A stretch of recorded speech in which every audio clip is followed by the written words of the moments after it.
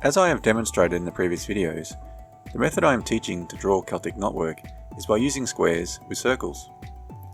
In this video, I am going to explain the differences for setting out the Celtic knotwork of 2, 3 and 4 braids, and once you understand the setup method, you can make Celtic knotwork with as many braids as you like. There is a simple formula for determining how many squares are needed to set up a grid for Celtic knotwork.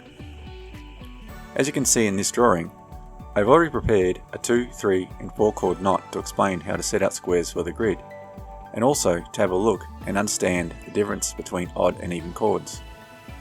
The formula is actually quite easy for this. You simply take the number of chords you want to use and halve it. To do this, take the number of chords you want to use and multiply the number by 0.5. This will give you half of a number. Let's start with a 2 chord knot to see how this works. Using the formula, we have 2 chords. So if we multiply 2 by 0.5, we get 1. That means we need 1 square high for a 2 chord knot. We can have as many squares attached sideways, it just needs to be 1 square high.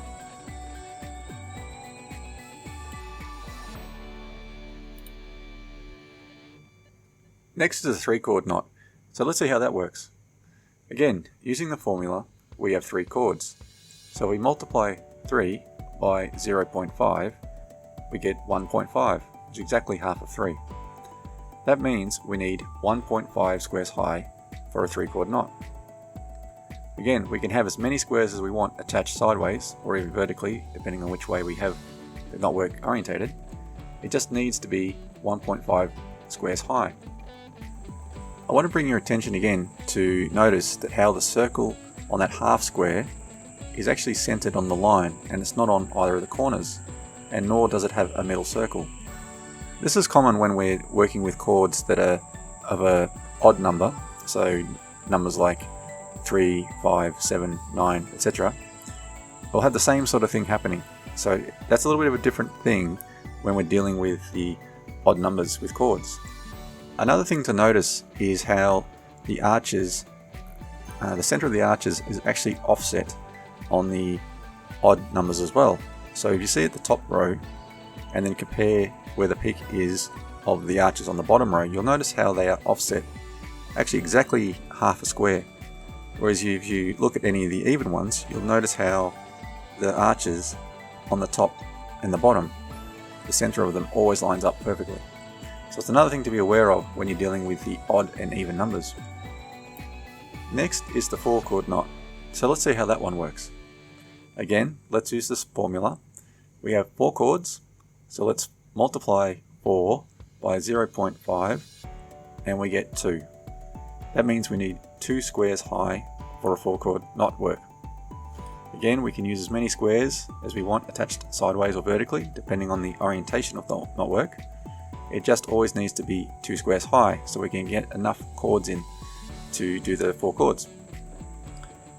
Again, this is an even number, so again, just have a look at those arches there. You'll notice how the top of the arches, at the top and the bottom, the center of them, always line up. See, it's different to how the previous one with the 3 chord where it was offset. Now, having a look again at all of these different knot works, I want you to have a look at how the 45-degree lines work. Now notice on the 2 chord knot how the lines at the top, the 45-degree angles at the top connected to the arches, and the ones at the bottom are actually going in the same direction. Now we compare that to the one below it, the 3 chord knot, and this is the odd number. We'll see how the top are going downward in a certain direction, and the ones on the bottom are actually going in the completely opposite direction.